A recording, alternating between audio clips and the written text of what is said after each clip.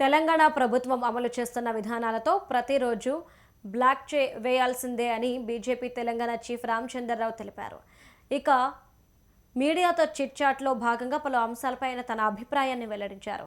ప్రభుత్వంపై ప్రతిరోజు పోరాటం చేయాల్సిందే కదా అని చెప్పారు. ఇక కాంగ్రెస్ పార్టీ హిపోక్రసీలో ఉందని విమర్శించారు.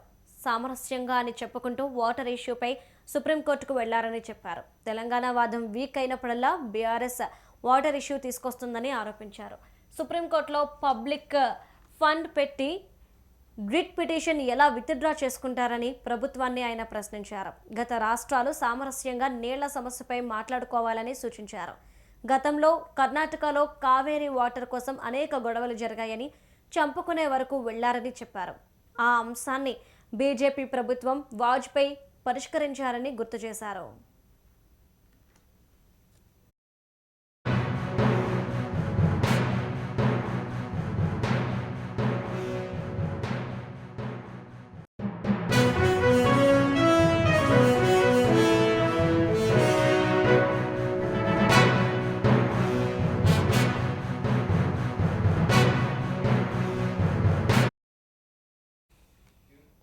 రంగారెడ్డి జిల్లా పేరు పోతే రేవంత్ రెడ్డి మామ జైపాల్ రెడ్డి పేరు వస్తుందన్నారు రామచంద్రరావు. ఇక జిల్లాల పునర్విభజనపై ఆల్ పార్టీ మీటింగ్ పెట్టాలని డిమాండ్ చేశారు.